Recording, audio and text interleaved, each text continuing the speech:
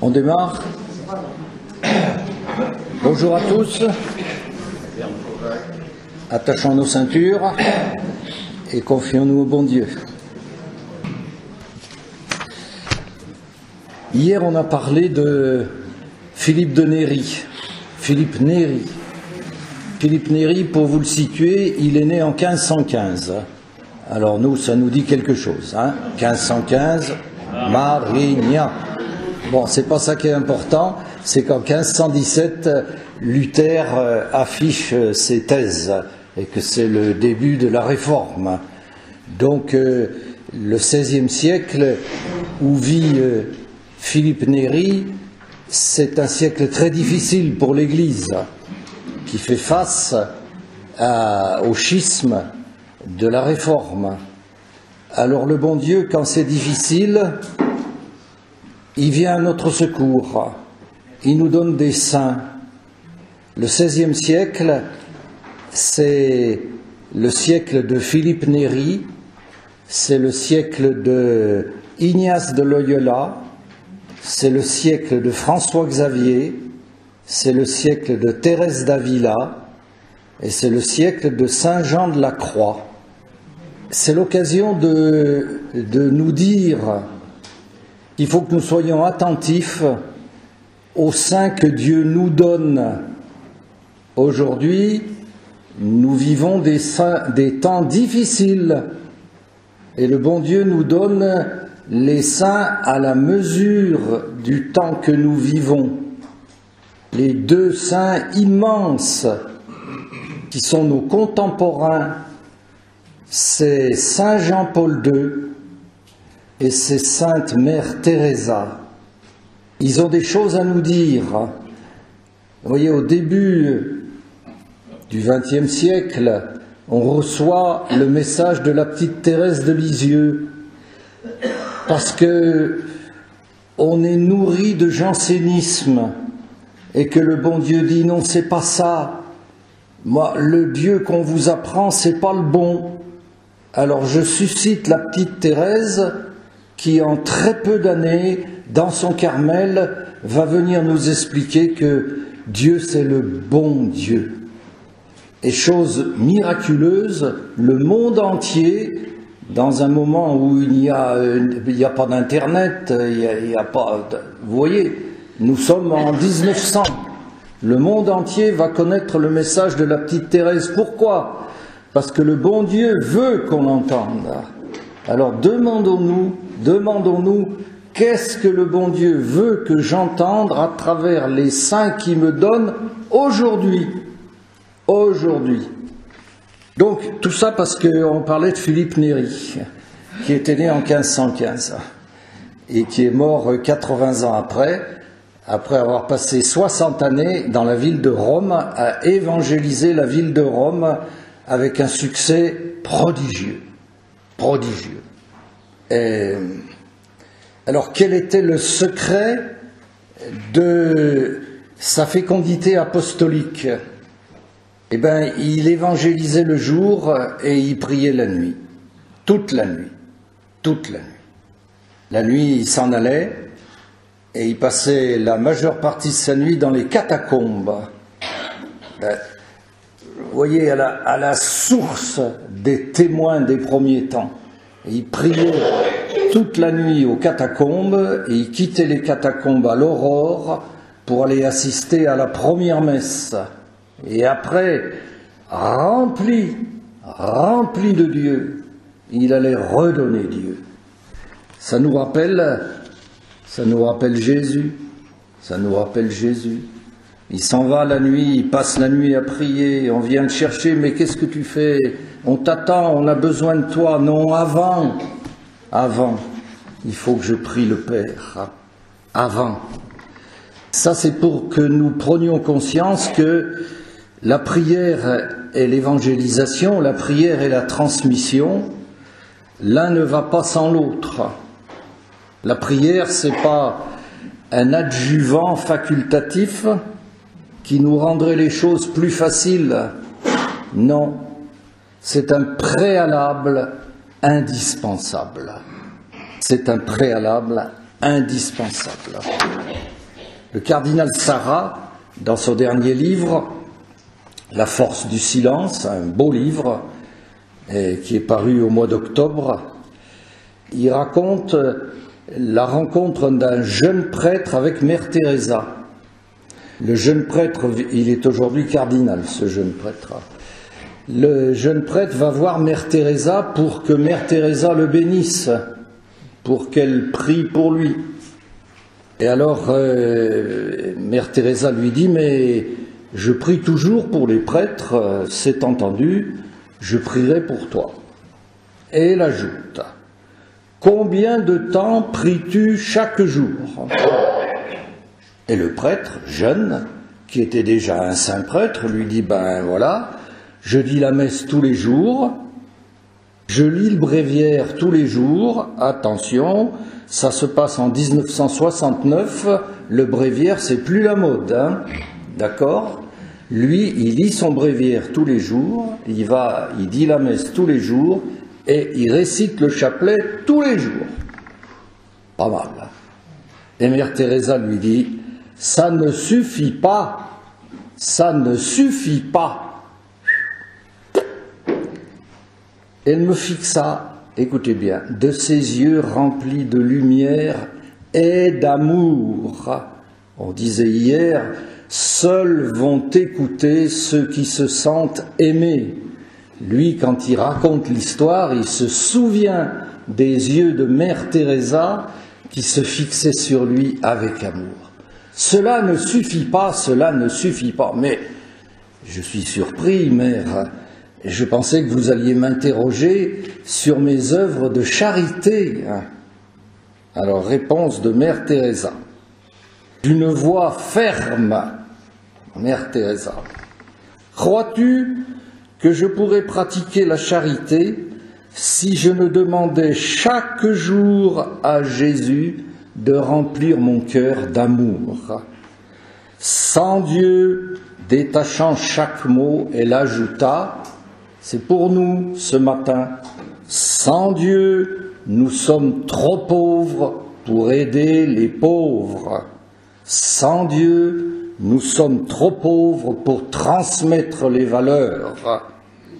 Si nous ne sommes pas remplis de Dieu, notre témoignage tombera à plat et nos paroles n'éveilleront aucun écho. C'est pour ça que ce matin, on va parler de la prière. Si nous ne prions pas, nous ne transmettrons rien du tout. C'est clair. C'est clair. J'aime les familles où l'enfant ouvre la porte, ton papa est là, non, il dit sa prière. Il n'a pas le temps, papa, c'est le temps de sa prière. C'est magnifique, vous comprenez? Si nous ne prions pas, nous ne transmettrons rien du tout. Alors, nous, les retraités, parce que nous avons du temps, en général, nous sommes des priants honorables, des priants convenables. Donc, l'invitation de Mère Teresa à faire davantage, on ne doit pas tant l'entendre de prier plus, mais peut-être de prier mieux, de prier mieux. Et Marthe et Marie peuvent nous y aider. C'est le titre de cet enseignement, prier à l'école de Marthe et Marie. Elles ont des choses à nous apprendre. Alors on reprend le texte, c'est dans Saint Luc, et dans Saint Luc seulement, au chapitre 10, vous connaissez. Tandis qu'il cheminait, Jésus entra dans un village. Une femme nommée Marthe le reçut dans sa maison. Elle avait une sœur nommée Marie qui, s'étant assise aux pieds de Jésus, écoutait sa parole. Marthe, elle, était accaparée par les multiples occupations du service. Elle intervint et dit « Seigneur, cela ne te fait rien. Ma sœur me laisse toute seule faire le service. dis-lui donc de m'aider. Le Seigneur lui répondit, Marthe, Marthe, tu te donnes du souci et tu t'agites pour beaucoup de choses. Une seule pourtant est nécessaire. Marie a choisi la bonne part, elle ne lui sera pas enlevée.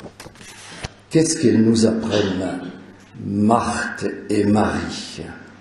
C'est que, comme elles, nous devons être dans la prière successivement Marthe qui parle à Jésus et Marie qui écoute Jésus. Il a quelque chose à nous dire. C'est quand même... Tous ceux qui ont rencontré Jean-Paul II ont tous témoigné, c'était un bloc de prière. Il priait constamment. Alors un jour, ça se passait à Lyon, non, à Paris, au Parc des Princes, sa première venue en France. Il donne rendez-vous aux jeunes, on dit il n'est pas bien ce pape, il n'y aura personne, et miracle, le Parc des Princes est bourré. C'était le début des JMJ qu'il avait déjà dans la tête. Et donc, les jeunes sont autorisés à poser des questions au pape. Alors, il y en a un qui lui dit « Comment est-ce que le pape prie ?» C'était intéressant comme question. Réponse de Jean-Paul II. Le pape, il prie comme tout le monde, il parle et il écoute. Il parle et il écoute. Ah. Alors on commence par Marthe. Marthe qui parle. Celui que Marthe accueille, c'est pas un visiteur quelconque. C'est un ami, c'est un familier. Regardez comme elle lui parle quand même. Lâche-lui les baskets, qu'elle vienne m'aider. Vous sentez ça? On ne dit pas ça à un rabbi qu'on ne connaît pas bien. Hein. Vous sentez cette familiarité dans la façon dont Marthe s'adresse à Jésus. Béthanie, c'est à 3 kilomètres de Jérusalem. Ceux qui sont allés en Terre Sainte y ont sûrement fait étape. Et Béthanie, c'est le camp de base de Jésus quand il est à Jérusalem. Il passe sa journée à Jérusalem où il est harcelé de questions par les pharisiens qui veulent le mettre en difficulté. Et enfin, le soir, il rentre se détendre dans un climat d'amitié. Il est chez des amis. Mais Jésus, c'est pas seulement un ami de la famille. Jésus, c'est quelqu'un qui les aime. Et c'est Saint Jean qui le dit, dans son chapitre 11, le chapitre de la résurrection de Lazare. Jésus aimait Marthe et sa sœur et Lazare. Et quand Lazare tombe malade, Marthe et Marie font la plus belle prière qu'on puisse imaginer. Seigneur, celui que tu aimes est malade. J'ai eu pendant de longues années, comme directeur spirituel, un moine bénédictin. Et j'étais dans la force de l'âge. J'avais l'habitude de diriger, de commander. Et j'avais l'habitude de diriger le bon Dieu, de commander le bon Dieu. Et chaque fois, ce bon moine me disait, Jacques, fais pas le programme. Vous notez, Marthe et Marie font pas le programme, elles disent pas à Jésus, viens vite, il faut guérir Lazare, il est pas bien. Seigneur, celui que tu aimes, malade. Seigneur, je me fais du souci pour mon enfant, pour ma petite fille, celle que tu aimes. Il a compris. Il s'y prendra, on ne sait pas bien comment, mais il s'y prendra pour le mieux. Probablement pas comme on a prévu. Et devant le tombeau de Lazare, qu'il va ressusciter, Jésus fond en larmes, et non pas Jésus pleura, comme on le trouve dans certaines Bibles. Jésus fondit en larmes, ça vient de là. Jésus fond en larmes quand il voit que tu es dans le malheur, parce qu'il t'aime, parce qu'il te connaît, parce qu'il veut que tu sois heureux. Alors les gens autour disent, c'est dans l'évangile de Jean, voyez comme il l'aimait, voyez comme il l'aimait. Donc, dans la prière, dans l'adoration, celui que tu rencontres, c'est quelqu'un qui t'aime, mais qui t'aime vraiment. Cette belle définition de la prière de Sainte Thérèse d'Avila, c'est un commerce d'amitié où l'on s'entretient avec un Dieu dont on se sait aimer. C'est par là que tout commence. C'est par là que tout commence. Quand tu vas faire ta prière, tu ne réponds pas à une convocation, tu ne vas pas remplir une obligation, tu viens à un rendez-vous d'amour, tu viens à un temps de cœur à cœur. La convocation, on y va en traînant les pieds. Le rendez-vous d'amour, on y va le cœur en fête. Alors tu t'interroges sérieusement, quand je vais faire ma prière, est-ce que j'ai le cœur en fête ou est-ce que je traîne les pieds? Si je traîne les pieds, il y a une grâce à demander. Il y a une grâce à demander. Vous avez noté que Marthe, elle dit à Jésus tout ce qu'elle a sur le cœur. Et puis elle y va carrément. D'abord, elle vient vers Jésus. Ça, c'est bien. Elle aurait pu rester dans sa cuisine à bouder. Non, elle vient vers Jésus. Hein? Vous savez, des fois, on punit le bon Dieu en lui disant « ça va trop mal, alors je ne fais plus ma prière. » Ah oui, ben là, c'est zéro. Hein? C'est erreur de base. Je boude dans ma cuisine. Non. Elle vient vers Jésus. Et puis elle lui dit, alors j'ai insisté, hein, sans détour, sans fioriture, tout ce qu'elle a sur le cœur. Eh bien, elle a bien raison, Marthe.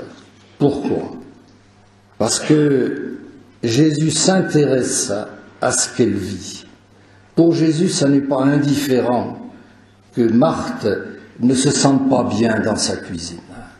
Il aime Marthe, il veut Marthe heureuse. Hein. Vous traduisez, Jésus m'aime, Jésus veut que je sois heureuse, heureux. Alors Jésus s'intéresse à ce que je vis. Souvenez-vous le petit enfant. On n'en a plus maintenant, mais on en a eu. Il a un gros chagrin. Gros chagrin. Alors ça, il n'y a que la maman qui peut le consoler. Elle le prend sur son cœur. Lui dit, qu'est-ce qui t'arrive? Qu'est-ce qui ne va pas? Et alors, le tout petit, par bribes successives, entrecoupé de sanglots, il explique ce qui ne va pas. Il pleure. Il dit, par petits morceaux. Et quand il a tout dit, il est consolé. Il est consolé. Ben, le bon Dieu fait la même chose. Il l'a dit. C'est Isaïe 66, 13. Comme celui que sa maman console. Moi, ainsi, pas moi aussi, moi, ainsi, je vous consolerai en vous prenant sur mon cœur, en vous entendant, en vous caressant. Tant que vous n'aurez pas dit un jour, en sanglotant ou pas, Jésus bobo, comme le petit enfant, tant que vous n'aurez pas été consolé par le bon Dieu d'un gros chagrin, mais que vous aurez lâché sans pudeur, Jésus, je sanglote sur ton cœur, Jésus, j'en peux plus, Jésus, au secours, alors vous ne saurez pas combien Jésus vous aime. Jésus bobo. Nous étions à Carcassonne le jour de la Toussaint. Et l'évêque du lieu qui prêchait sur les béatitudes, puisque c'est l'évangile des béatitudes. Et il a dit cette chose magnifique, bienheureux les pauvres. Il a dit, bienheureux les pauvres, c'est bienheureux ceux qui se blottissent sur le cœur de Dieu. On ne le fait pas assez. Nous les hommes, les dames, je pense que ça va mieux. Mais nous, on a de la pudeur. On n'ose pas pleurer sur le cœur de Dieu. Il faut se jeter dans le cœur de Jésus. C'est ça la prière. Alors, bon, il y a un problème quand même. C'est qu'on demande des choses au bon Dieu et puis il ne nous les donne pas. La prière non exaucée. Alors on dit c'est plus la peine, ça sert à rien. Voilà. Alors, je vais essayer de régler avec vous ce problème. La prière non exaucée. D'abord, il nous arrive souvent de demander en étant convaincus que nous ne serons pas exaucés. Il est dépendant de l'alcool. Jésus, il faudrait que tu le guérisses. Oui, mais enfin, tu ne le feras pas. Voilà. Je l'ai demandé, mais on a des exemples dans l'Évangile magnifiques. C'est dans Marc au chapitre 9. L'enfant épileptique que les apôtres n'arrivent pas à guérir. Alors voilà Jésus qui arrive et le Père qui lui dit « Si tu peux, viens nous aider par pitié. » Et Jésus le reprend « Si tu peux, tout est possible en faveur de celui qui croit. » Marthe, la bonne Marthe, au moment de la résurrection de Lazare, Jésus dit « Enlevez la pierre, il va ressusciter son frère. » Elle lui a demandé, 10 versets plus haut. Elle dit « Seigneur, il sent déjà, c'est le 4e jour. C'est foutu. » Ah ouais. Ah, bon. Ouais. Et alors Jésus lui fait la leçon. « Je te dis que si tu crois, tu verras la gloire de Dieu. » On va le chanter ensemble. Je te dis que si tu crois, tu verras la gloire de Dieu. Je te dis que si tu crois, tu verras la gloire de Dieu. Tu verras la gloire de Dieu. Tu verras la gloire de Dieu. Je te dis que si tu crois, tu verras la gloire de Dieu. La petite Thérèse disait, on obtient du bon Dieu tout autant qu'on en espère. Tout autant qu'on en espère. Mère Teresa raconte cette histoire. Chez Mère Teresa, on croit en l'efficacité de la prière.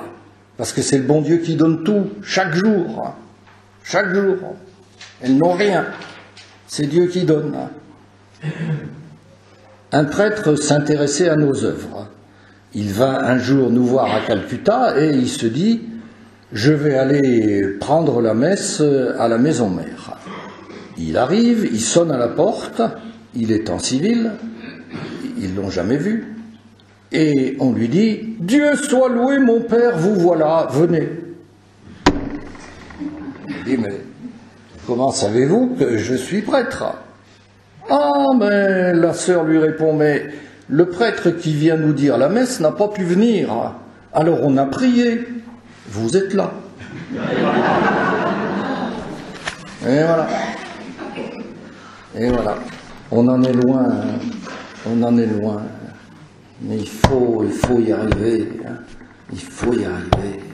Je te dis que si tu crois, tu permettras à la puissance d'amour du bon Dieu de se développer pleinement. Vous voyez, à Nazareth, Jésus ne put faire aucun miracle, nous dit l'Évangile, à cause de leur manque de foi. Ils n'y croient pas. Alors il ne peut rien faire. Deuxièmement, ce que nous demandons à Dieu, ça n'est pas bon, ni pour nous, ni pour ceux pour lesquels nous intercédons. Alors le bon Dieu se garde bien de nous exaucer. Le cardinal Barbarin raconte cette merveilleuse histoire du petit garçon qui voit son grand-oncle qui vit avec eux tous les soirs enlever ses dents et les mettre dans un verre et le lendemain matin les remettre. Alors il supplie le bon Dieu. Il dit, mais ça c'est miraculeux ça. Jésus, je voudrais pouvoir en faire autant. Heureusement qu'il ne l'a pas exaucé. Voilà. Ça c'est une histoire vraie. Moi je vous raconte une parabole là. Parabole, ce qui vient d'un monastère bénédictin d'Afrique. C'est un monsieur, il dit au bon Dieu, écoute, j'en ai marre, moi je fais tout ce que tu me dis de faire, et toi, jamais tu fais ce que je te demande. Alors le bon Dieu, pour l'encourager, lui dit, bon ben d'accord, je te donne 3 demandes que j'exaucerai. Alors le gars, il réfléchit pas 10 secondes, il dit, première demande, prends ma femme. La femme est morte. Alors on enterre la dame.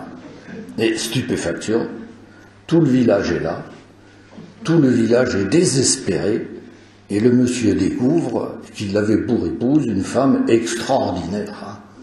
Alors il dit au bon Dieu, rends-moi ma femme. Le bon Dieu lui rend sa femme, et il lui dit, tu as encore une demande. Oh, il dit non, j'ai compris, tu sais mieux que moi ce qui est bon pour moi. La véritable prière de demande, la plus appropriée, c'est que ta volonté soit faite. Seigneur, ce sera comme tu voudras. Ce sera comme tu voudras. Saint Augustin dit, et c'est quelque chose qu'il faut savoir par cœur, ce que tu désires, tu le sais bien, mais ce qui t'est profitable, Dieu seul le sait. Dieu seul. Nous avons un fils qui a eu un très grave accident. Il a failli mourir, le bon Dieu nous l'a laissé. Je pense à Alban. Et il y a quelques années, je lui disais quand même, c'est terrible ce qui t'est arrivé, quoi. Vécu des moments très, très, très douloureux. Et il m'a fait cette réponse incroyable. Il m'a dit, mais non, je ne serais pas ce que je suis si je n'étais pas passé par là. Gustave Thibon disait, le bonheur m'élargit, la souffrance m'approfondit. Bon, troisièmement, nous sommes trop impatients. Nous voulons être exaucés tout de suite. Alors on a dit hier, Dieu n'est pas au rendez-vous de nos impatiences. Sainte Monique a attendu 15 ans. On a encore mieux dans la communauté. On a des saints en puissance qui s'appellent Cyprien et Daphrose Rugamba, qui ont été martyrisés au Rwanda. Daphrose a prié pendant 19 ans pour que son mari se convertisse. Il était exaucé, bien exaucé. Que ce sont, je pense qu'ils seront canonisés.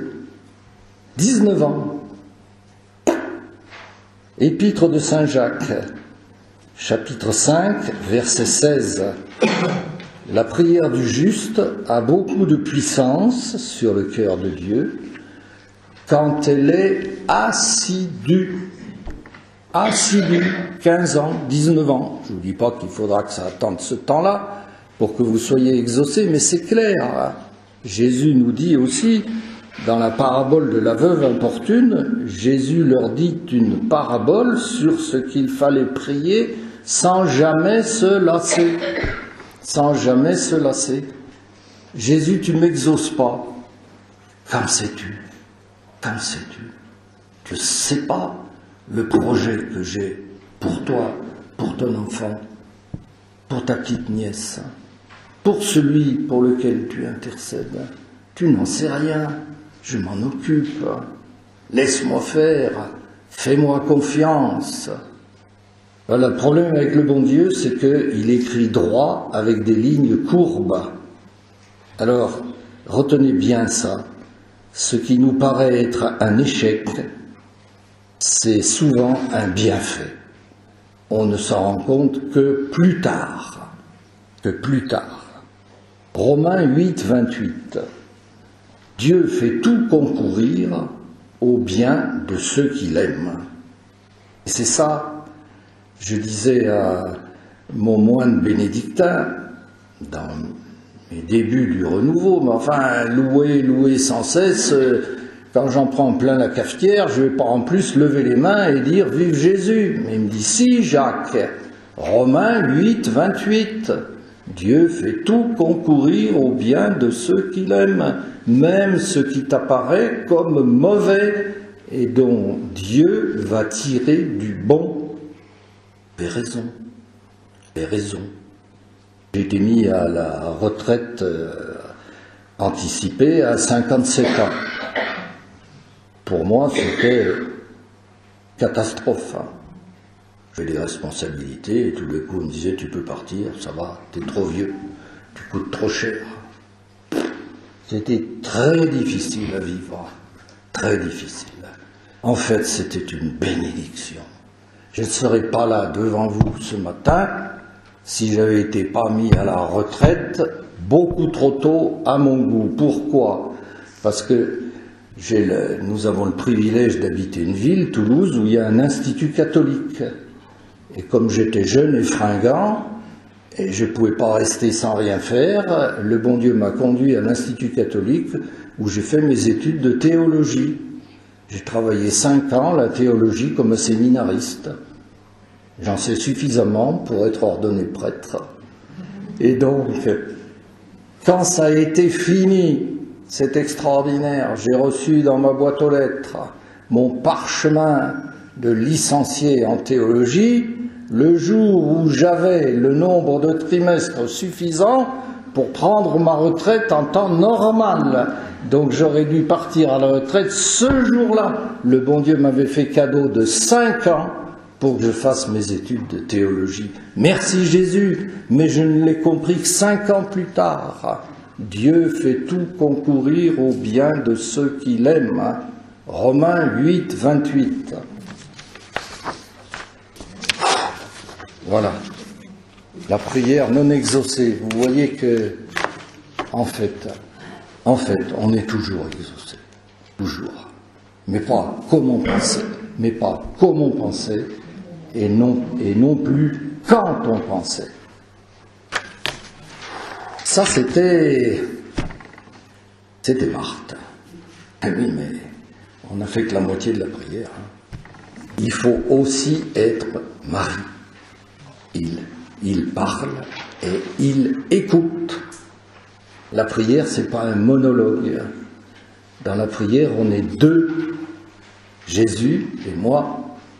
La prière est une conversation. Alors quand j'ai beaucoup parlé, je vais écouter Jésus.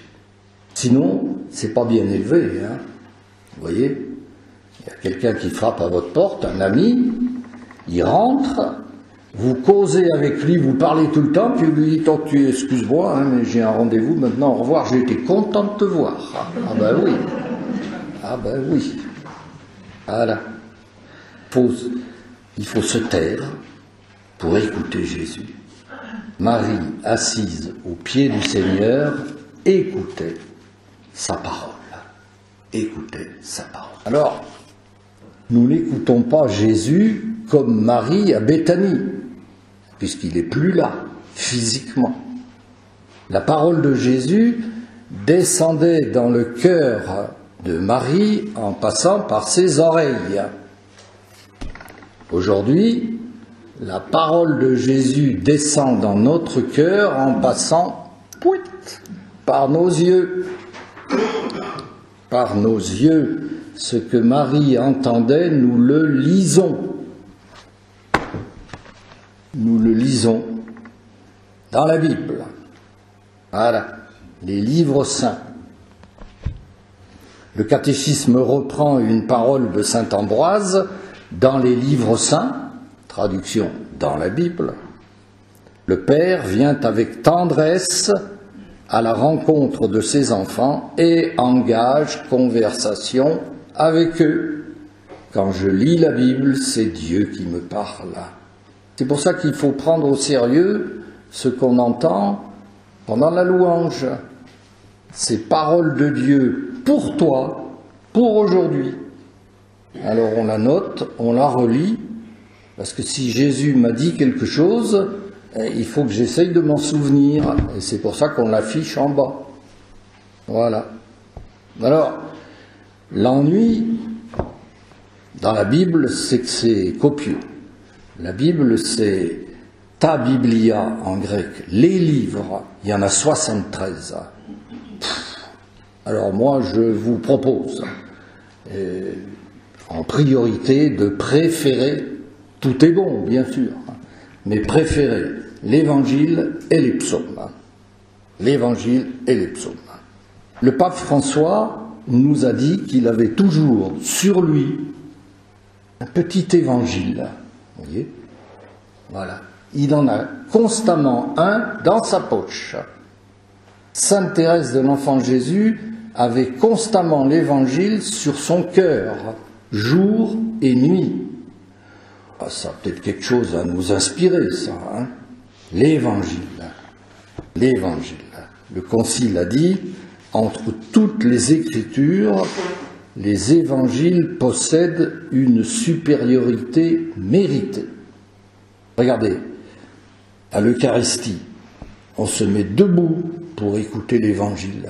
On ne se met pas debout pour écouter les épîtres de Paul, de Pierre ou de Jacques. On se met debout. Un laïc ne proclame pas l'évangile. Seul un ministre ordonné proclame l'évangile. Parce que c'est Jésus qui nous parle quand l'évangile est proclamé pendant la messe. Et on ne dit pas la même chose après la lecture de l'évangile qu'après la lecture de la première lecture et de la deuxième lecture. On dit « Acclamons la parole de Dieu » et nous répondons « Louange à toi, Seigneur Jésus ». Quand l'évangile est lu, c'est Jésus qui nous parle. Quand je lis l'évangile, c'est Jésus qui me parle. Il n'y a pas à hésiter. Hein. Les psaumes aussi, bien sûr. Les psaumes, pourquoi ?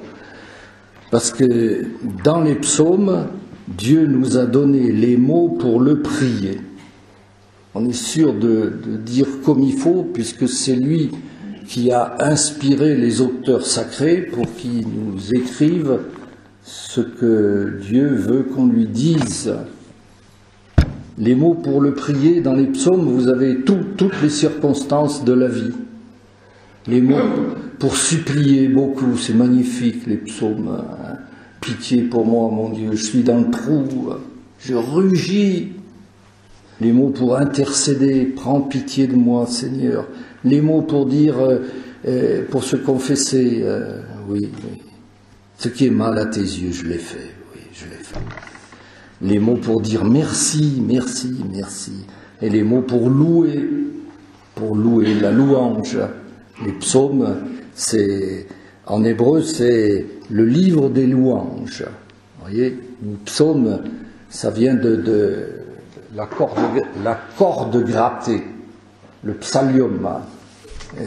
Mais en fait, c'est l'accompagnement, la corde grattée. Les psaumes sont faits pour être chantés, pour être... Voilà. Mais le mot, c'est la louange.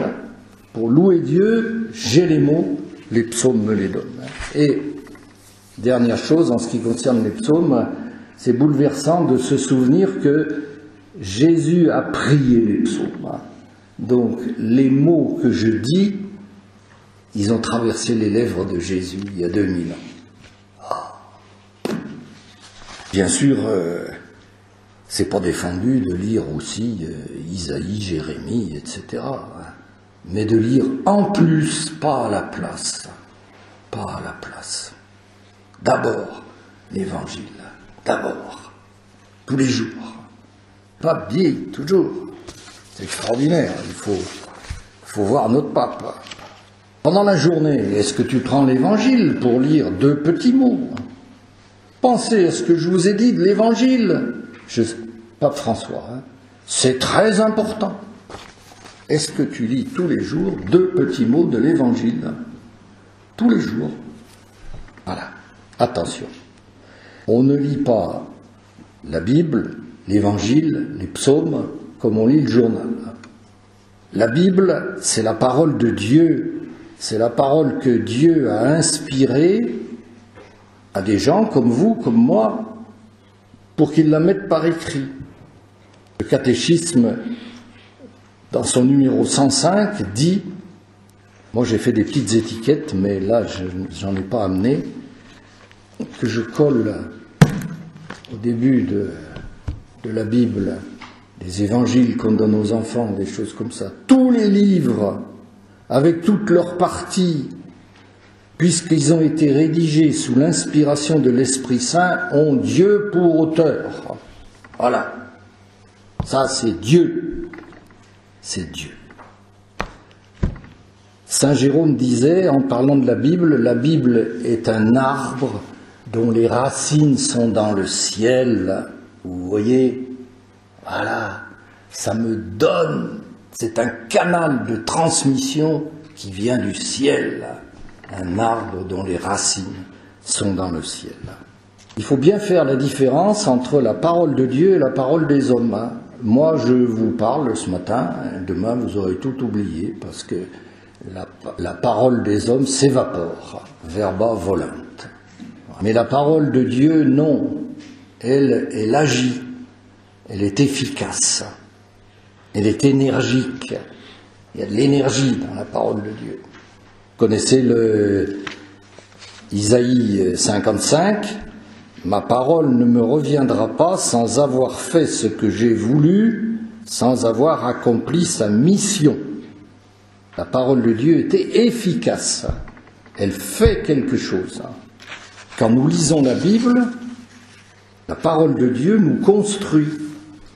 Il bâtit sur le roc celui qui écoute mes paroles. Matthieu 7, 24, il bâtit sur le roc. La parole de Dieu me bâtit. La parole de Dieu me fait grandir en sainteté. Écoutez bien, Dieu ne me sanctifie pas seulement par les sacrements, il me sanctifie aussi par sa parole. L'Eucharistie, la première partie de l'Eucharistie, la table de la parole, nous fait grandir en sainteté à l'équivalent de la seconde, la table de l'Eucharistie. D'où l'importance dans la prière de la phase d'écoute. Si on est uniquement Marthe, ah puis tu sais, et puis tu sais, et puis tu sais, et puis pardon, c'est l'heure, je m'en vais, ça n'apporte rien. Le bon Dieu, il sait ce que vous lui avez dit, il le savait d'avance. Mais vous ne saviez pas ce que Dieu avait à vous dire. Donc la phase d'écoute de Marie est extrêmement importante. Le dialogue. Il faudrait qu'on chante un petit chose là, parce qu'on est un peu fatigué.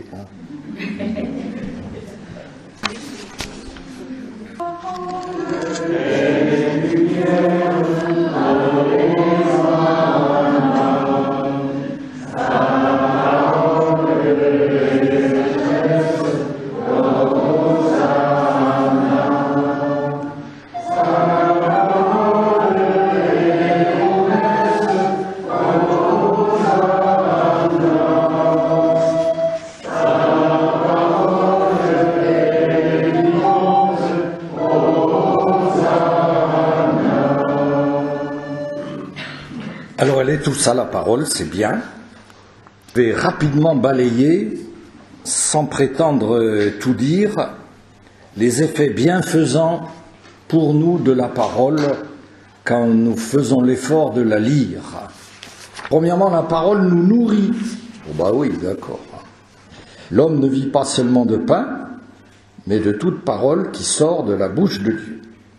Saint Césaire d'Arles, l'immense évêque d'Arles, là le bon Dieu aussi nous avait donné en ces temps difficiles, 6e siècle, des évêques qui étaient des gars fantastiques. Saint Césaire d'Arles, il disait « Comme meurt le corps qui ne reçoit pas de nourriture, Sans la parole de Dieu, l'âme meurt. C'est clair, c'est précis. Hein? Si vous lisez jamais l'Évangile, votre âme mourra. Je le dis avec le sourire, mais c'est profondément vrai. Hein? Voilà. La parole nous nourrit.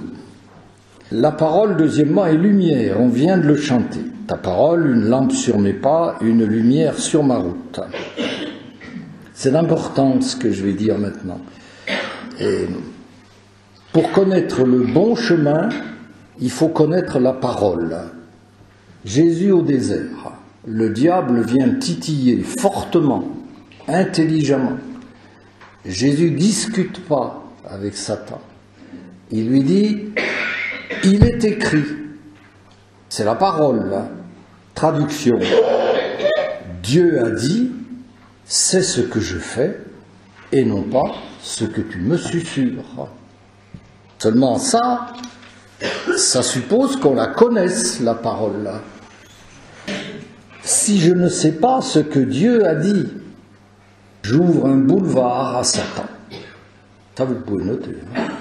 Si je ne sais pas ce que Dieu dit, j'ouvre un boulevard à Satan.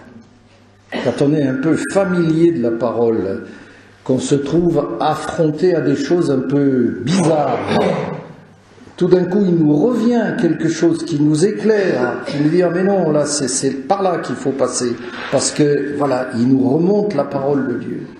Il est écrit, Dieu a dit, et ça me dirige. La parole est lumière. La liturgie de l'Église, qui est une splendeur dans les scrutins des catéchumènes. Vous savez, ils ont 2 ou 3 scrutins avant d'arriver au baptême dans la nuit de Pâques. Et il y a un scrutin où on leur remet la parole de Dieu. Alors ce jour-là, la liturgie précise, il est obligatoire de lire l'évangile de l'aveugle né. La parole est lumière. Je te remets la parole et je te fais écouter l'évangile de l'aveugle que Jésus a guéri. La parole nous nourrit, la parole nous illumine, la parole nous guérit. Bah oui, on le dit à chaque Eucharistie, mais on n'y croit pas. Seigneur, je ne suis pas digne de te recevoir, mais dis seulement une parole et... Alors, 2 exemples. À Emmaüs, il y a 2 pauvres gars qui ont perdu la boule. Ils sont un peu comme le monde d'aujourd'hui. Ils ont tourné le dos à Jésus, en clair, ils ont apostasié. Jésus les rejoint et les guérit. Comment? En parlant. Il cause avec eux sur le chemin. Et il les guérit de leur incrédulité. Après, ils vont repartir sur le bon chemin. Entre les deux, la parole de Jésus. Il y a quelque temps, un jeune frère de communauté témoignait ceci qui m'a enchanté. Il était jeune, marié, 3 enfants, rapprochés. Et alors il disait, le bon Dieu m'a guéri d'une nostalgie que j'avais du temps d'avant, du temps où j'étais célibataire, libre et sans responsabilité, et voilà que maintenant je suis marié. J'aime beaucoup ma femme, mes enfants, mais c'est lourd quand même. Et alors, dans sa prière, il a ouvert sa Bible et il est tombé sur la finale du livre de Job. Dieu bénit la condition dernière de Job plus encore que l'ancienne.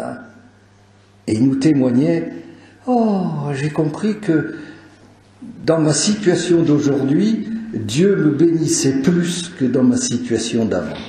Il a été guéri d'une nostalgie pernicieuse qui risquait de lui faire beaucoup de mal, par tout simplement une parole. La parole nous guérit. La parole nous guérit. La parole nous guérit beaucoup de nos peurs. Beaucoup.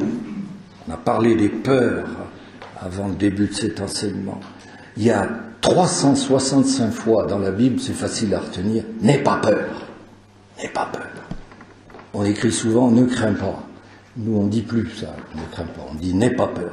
365 fois dans la Bible.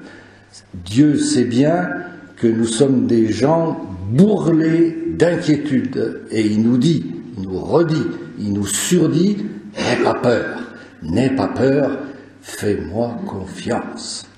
Voilà. Alors, on va finir en disant, et c'est intéressant, la parole est une semence, est une semence. C'est la parabole du semeur. La semence, dit Jésus en l'expliquant aux apôtres, c'est la parole de Dieu. Oui, mais voilà, le semeur, c'est nous. Ça, c'est le silo. Parole de Dieu, elle est là-dedans. Si je ne vais pas la chercher, elle y reste. C'est à moi de la semer. Vous voyez? Ils insistent. On a même la musique. Si vous lisez jamais la parole, eh bien, elle servira à rien. Imaginez un silo où on ne vient jamais semer. Bon, au bout de 5-10 ans, tout est pourri. C'est très important ce que je vous dis, parce que la parole, parce que c'est une semence, elle porte en elle une puissance de transformation. Une puissance de transformation. L'énergie, elle est dedans, dans la semence. Alors j'ai qu'une chose à faire, c'est de semer, aller lire un peu, d'où l'insistance du pape François.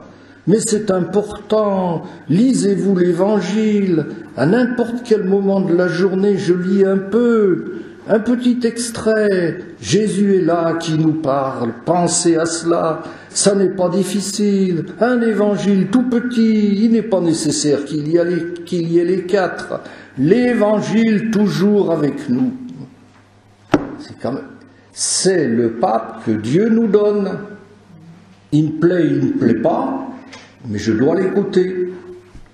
Alors en pratique, de façon pratique, bien sûr, prions en église, Magnificat, paroles et prières, un petit là, ils en ont à la librairie, les 4 évangiles et les psaumes, c'est petit, c'est facile à avoir dans sa poche, mais c'est bien de lire l'évangile avec l'Église, l'évangile du jour, l'évangile que l'Église, ma mère, me donne à lire aujourd'hui, bien sûr. Alors pour vos petits-enfants, vos petits-neveux et nièces, ils ne sont plus dans la génération du papier. Il y en a déjà parmi nous, là, des jeunes qui sont déjà à la génération du... Bon.